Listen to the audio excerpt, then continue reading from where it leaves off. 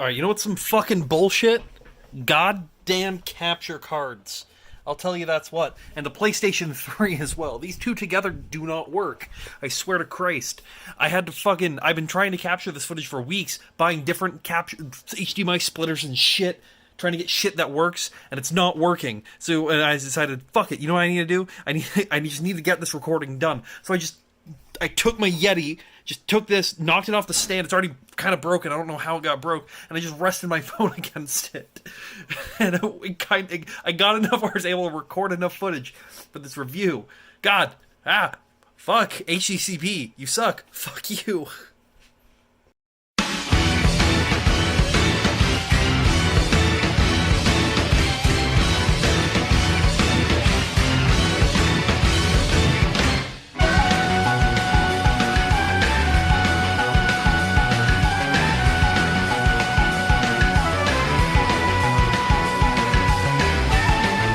My name is Tabby Nickel, welcome to Reps to God. Street Fighter EX3 was released as a launch title for the PlayStation 2 in late October 2000. As the game received decent reviews from game journalists at the time, people were buying this as their launch fighting game of choice, passing up on games like Tekken Tag Tournament and DOA 2 Hardcore, both of which would have been better choices in my opinion. If you're wanting to play this game yourself, I'd recommend picking up a physical copy. I attempted to emulate this originally, and I was running into some issues with some weird graphical stuff happening. EX3 is pretty bare bones as a whole, but is passable for the time period. You have a couple game modes, including Original Mode, where you select a fighter and progress through a series of fights, similar to arcade modes in other fighting games, where your final boss is M. Bison. You also have Arena Mode. This is where you would select your player versus player modes, or player versus CPU, if you just wanted to test a single matchup or something. This game also features some 4-player modes, though, because of the main gimmick of EX3, the tag system. With the press of 2 buttons, you can swap between one of 2 characters like in the Marvel vs. Capcom series, allowing you to have 2 health bars and different movesets to help defeat your opponent. You also have the Meteor combos, which is essentially just a regular super, but they deal more damage and have a cinematic flair to it that feature both members of your team that you've selected. There's also your final options are your general options mode where you have different game settings, and the custom character option where you can select classic moves from Street Fighter's past, such as Cammy's Spiral Arrow, Blanca's Rolling Attack, and Guile's Sonic Boom, all for the character Ace. Along with M. Bison and Ace, you had over 24 characters in total in EX3's main roster, compared to Third Strike's 20-man roster, which even for the time period, both were still very, very good selections, especially a 24-man for a tag roster is kind of the minimum in my opinion. From Street Fighter proper, you have Ryu, Ken, Chun-Li, Blanca, Zangief, Dhalsim, Guile, M. Bison, Sagat, Sakura, and Vega. All classic characters from Street Fighter's past, featuring some characters from the Third Strike line, but mostly characters from the original days of Street Fighter. Representing what would then become the Fighting Layer series, you've got Ace, Aria, Darun, Crackerjack, Doctrine Dark, Hokuto, Kairi, Garuda, Nanase, Pulumparuna, Volcano Rosa, Sharon, Shadowgeist, and of course, the fan favorite Skullomania. As secret characters in the game, you also have access to Ryu and M. Bison. Now, in the game, you don't have everybody unlocked from the beginning. You'll have to play Original Mode a couple times to unlock everybody in the end if you just wanted to pick up a game and play with a buddy. But that's sort of the main single-player content of the game, and it was par for PlayStation 2 era fighting games. Personally, I'm not a huge fan of this, as I treat fighting games as a multiplayer game, so I will always go and just jump into training mode as the first thing I do in any single fighting game. To really understand exactly what the problems with EX3 are, you have to look at fighting games as a genre up until this point. I'll be using Street Fighter 3 Third Strike as a comparison point for the time period, as I had done previously, due to it being in a similar time frame releasing the year prior, as well as I really want to compare it to Tekken Tag Tournament, but I'm going to save that for a future review. Street Fighter 3 Third Strike was released in the year prior, 1999, and is considered the peak of Street Fighter's gameplay. Veterans of the genre will also even consider it probably the greatest fighting game of all time. It features many old beloved characters as well as a bunch of new faces that bring a fresh energy to the series that are now fan favorites.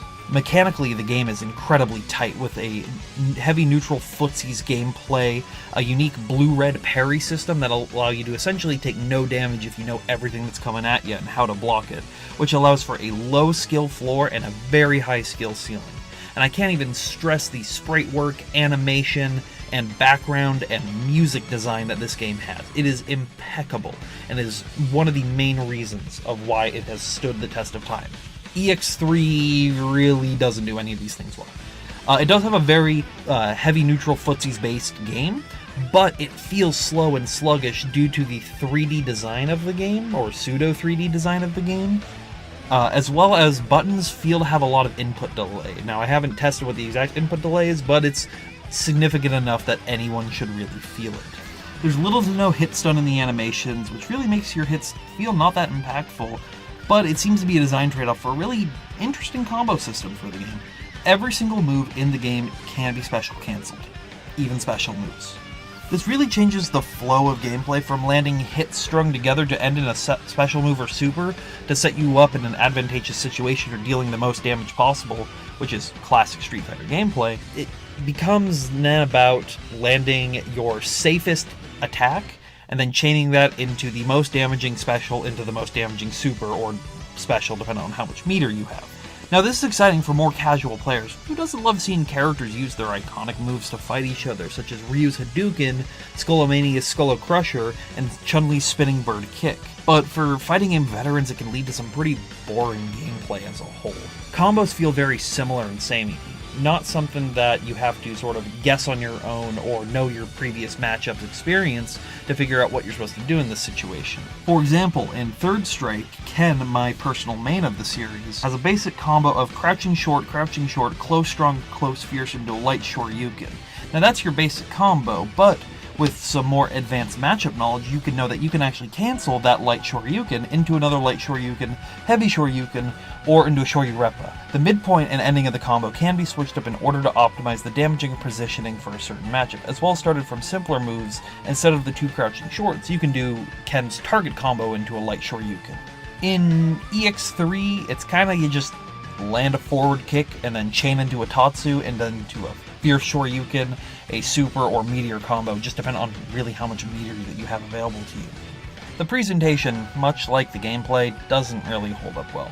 Characters are recognizable and well crafted, but don't feel like they have a ton of soul to them, compared to something like Tekken 3, where every single character feels individual and unique, and as well as, with the time period, having some fantastically crafted models. Stages really just feel bland, kind of just thrown together last minute it almost seems, but it honestly isn't much of a downside. Personally, I try to play most of my fighting games on the training mode, so it's the clearest option available for both players.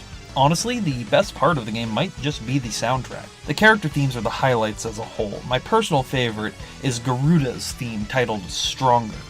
Honestly, there isn't much to say about EX3 as a whole. It's a pretty boring fighting game with a few good ideas here and there, but doesn't do much in any department that another game made earlier couldn't do better.